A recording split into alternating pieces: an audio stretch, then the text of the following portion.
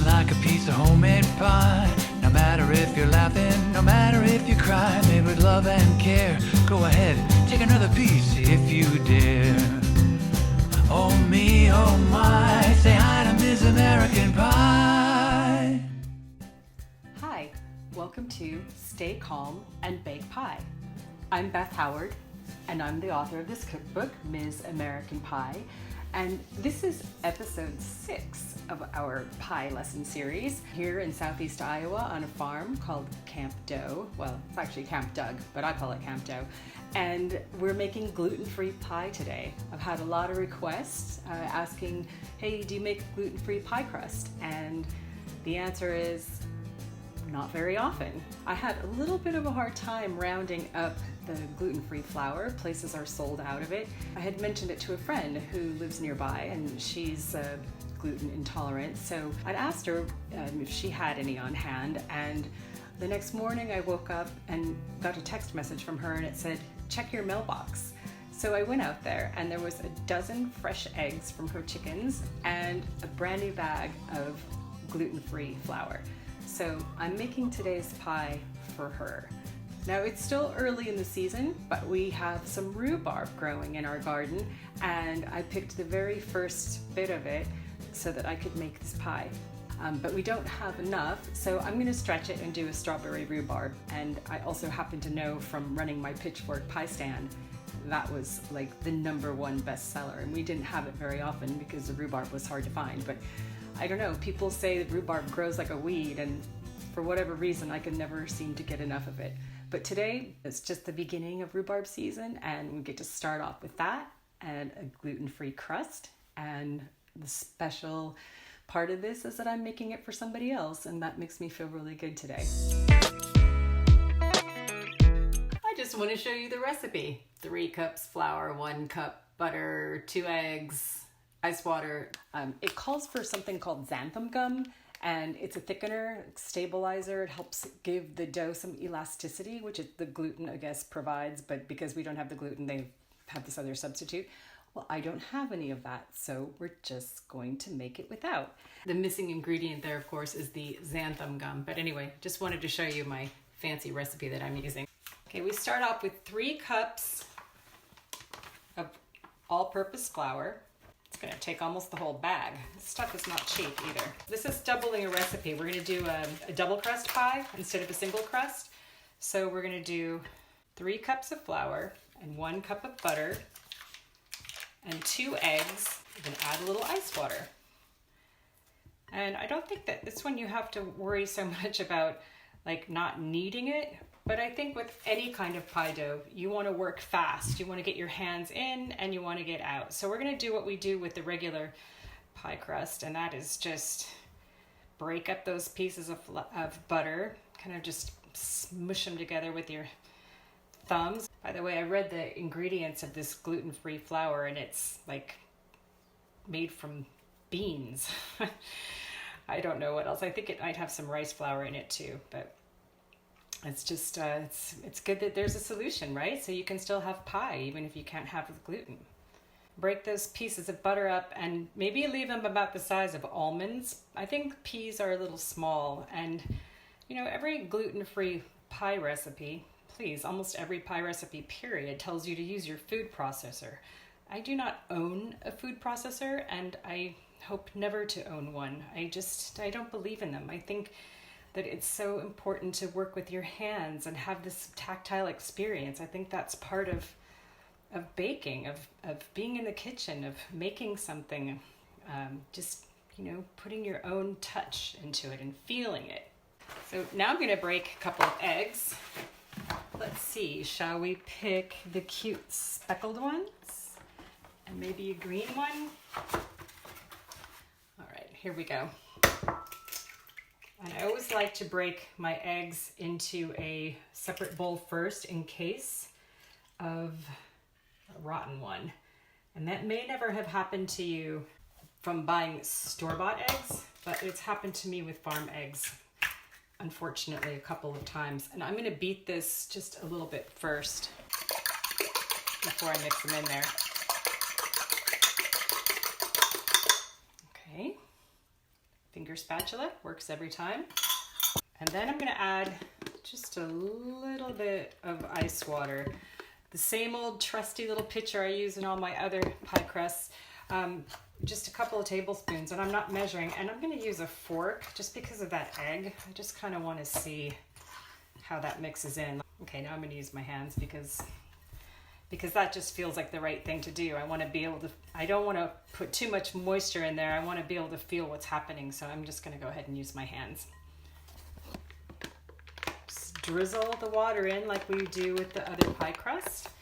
I don't mean to keep comparing it to my other pie crust, but you know, this is our 6th episode and made a lot of pie crust already. So if you've been watching this, then you've seen.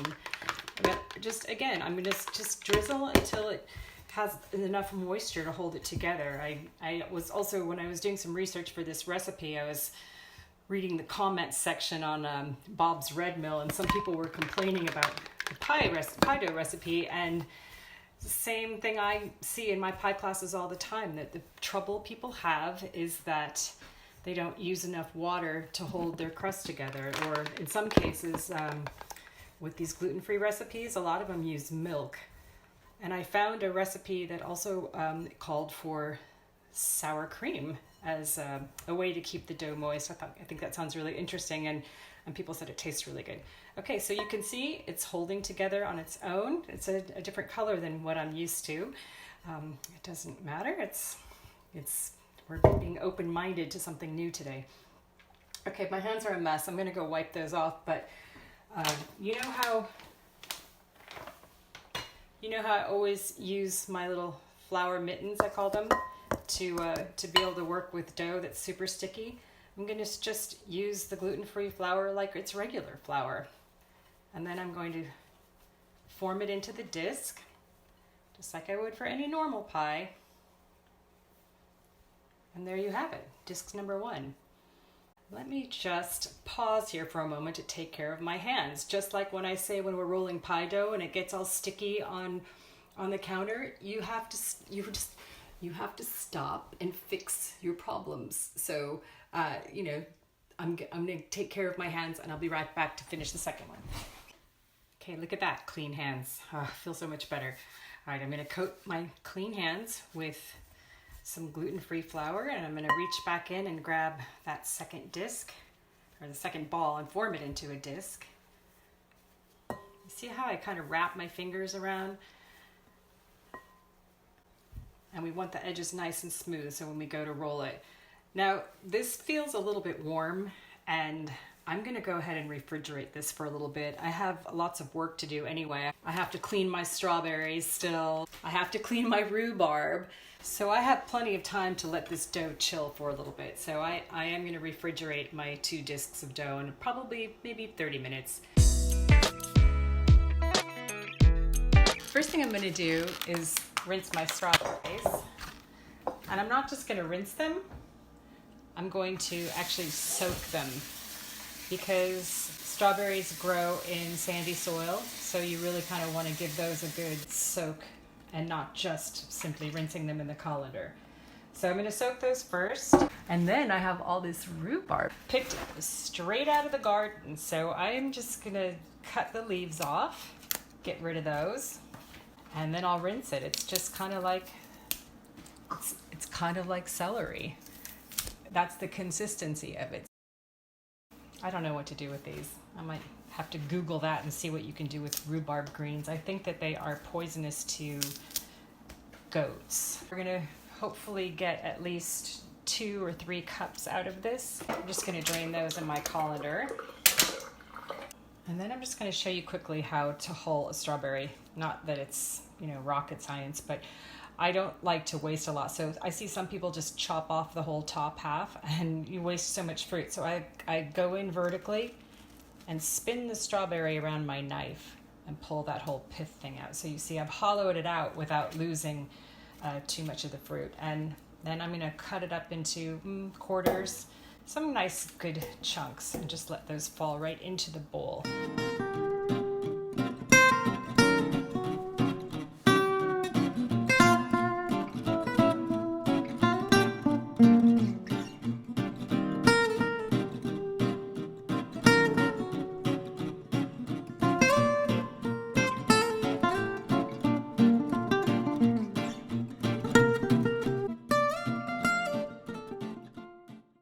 can see that my rhubarb pieces are not all the same size, and I didn't get out a measuring tape. Some of them are an inch, some of them are maybe 2 inches, I don't know. But anyway, we are going to add 1 cup of sugar, although I don't know if you can see this, but it's just, I usually use less than 1 cup of sugar. In fact, I don't think I'm even going to use maybe 3/4 of a cup of sugar. And then we're going to use 1/4 cup of minute tapioca, and that's about 3 tablespoons. So you know this stuff, it's just fine crystals. And then I'm going to stir it together. The smiley face spoon has been in every episode, I think, so far. So I'm just going to stir that around, and then this needs to sit for about 15 minutes.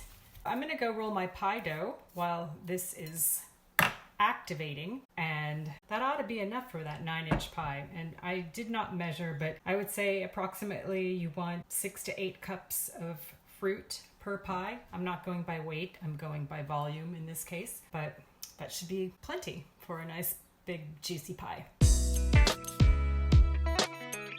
Okay, I have my gluten-free dough ready to roll. We're going to use our little insurance policy.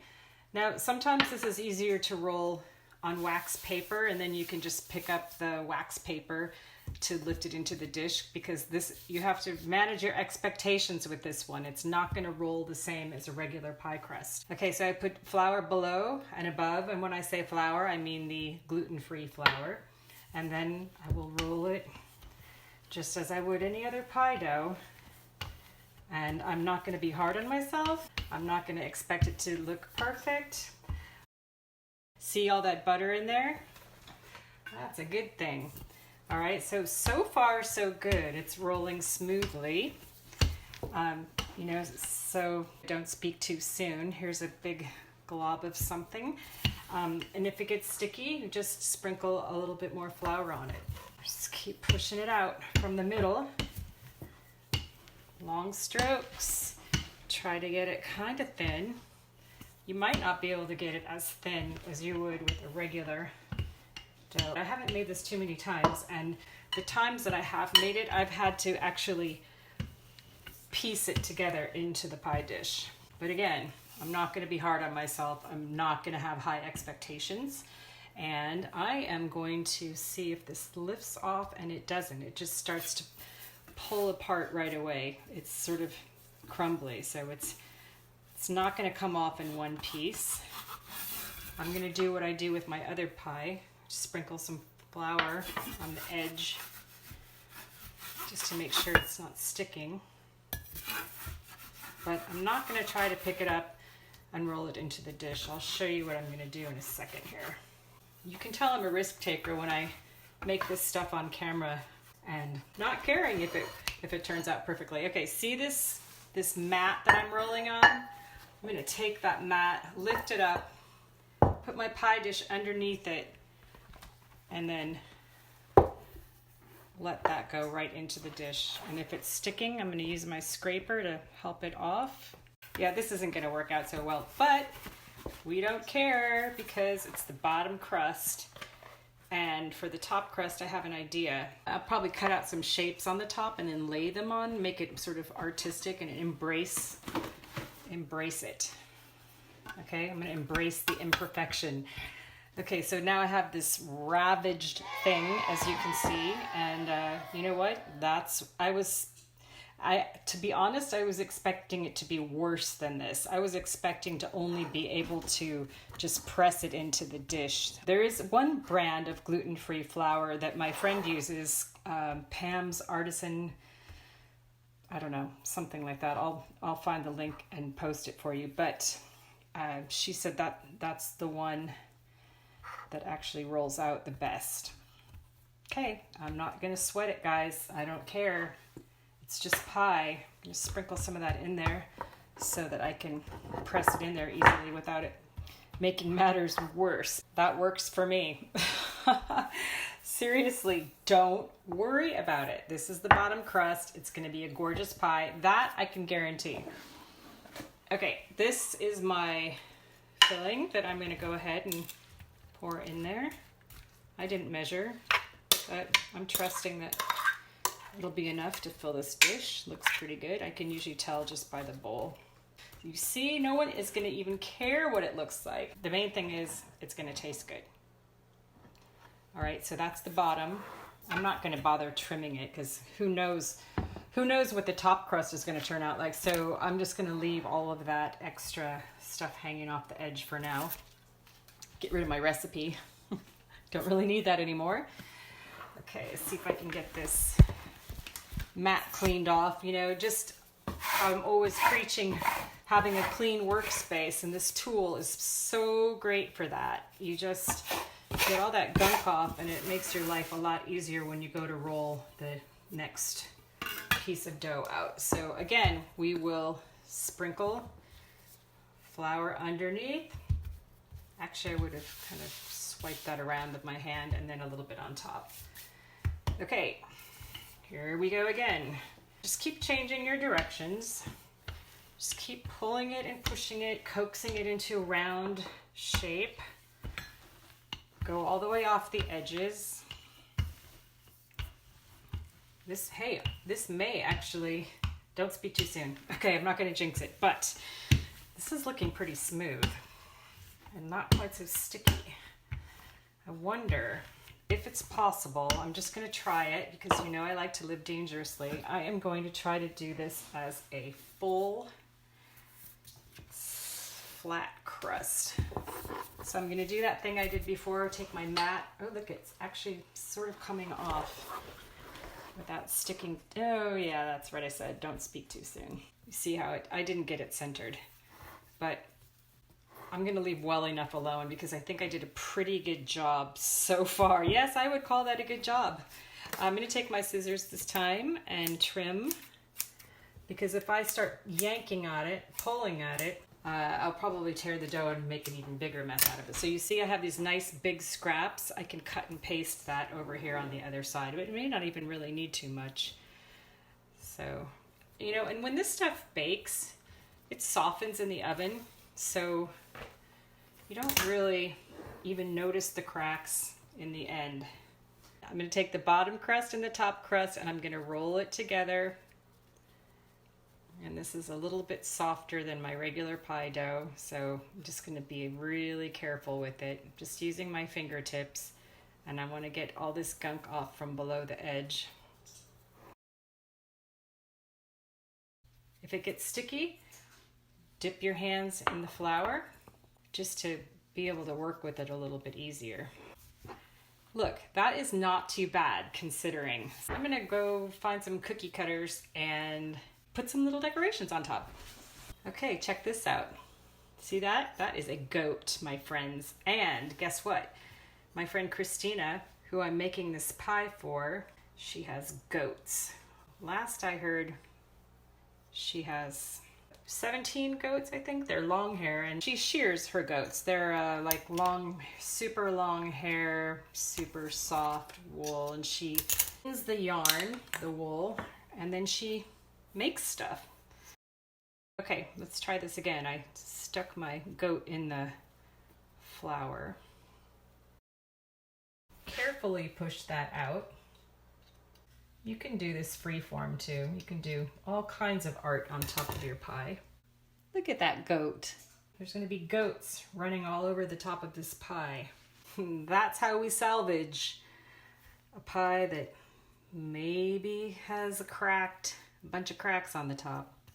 And because we love Christine, we are going to give her a nice big heart. Also because there's still some bad spots on the top that I want to cover up. Oh man, broken heart. This broken heart is for my friend Wendy Bardsley in San Francisco, who lost her cat today. And her cat she had for 23 years. That's a hard family member to lose when they've been with you so long. So Wendy gets a representation, Wendy's cat, somewhere on this pie. Now I've got lots going on here. And one more thing, just because it feels right today. And that's our trusty old angel. There is a lot of love going into this pie. A lot of feelings for people, a lot of compassion, a lot of wishing that we could be there to hug each other and be there to support our friends who are going through a hard time.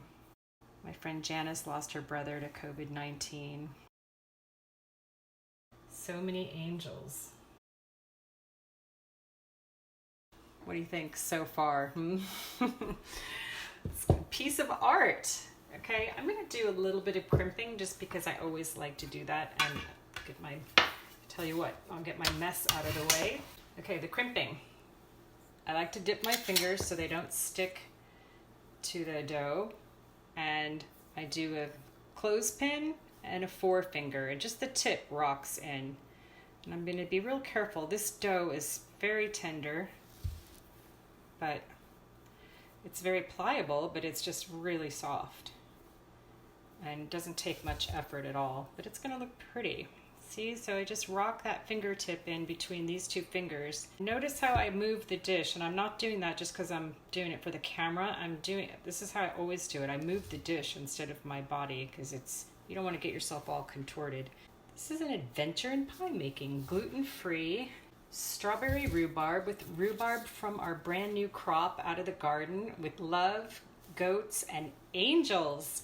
But just for good measure, I'm going to put a couple of vent holes in there just to let the steam out when those strawberries and rhubarb start bubbling in there. We're ready for the oven.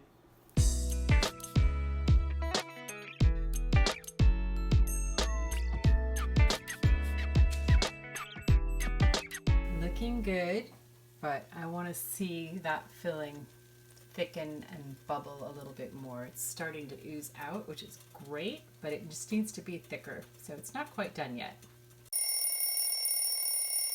That is how a pie should look, a fruit pie with it's just exploding with fruit. The juice is pouring out all over the top crust. I love that. That just makes me want to have a piece so bad.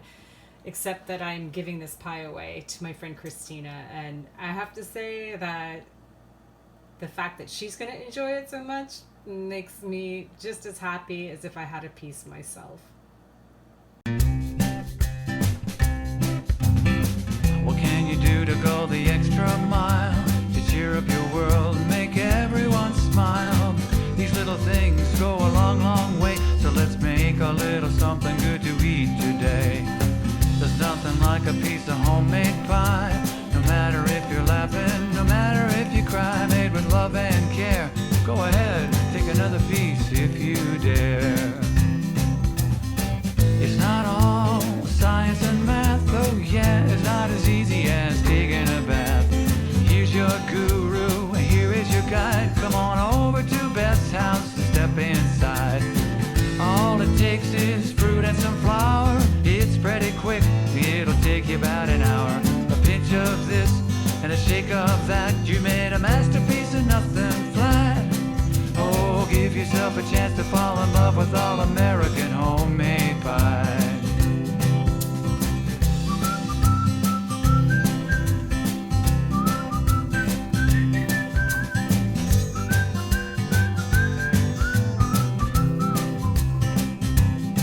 There's pies that heal and pies of persuasion, a friendly happy pie for every occasion.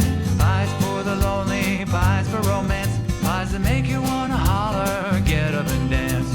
Give yourself a chance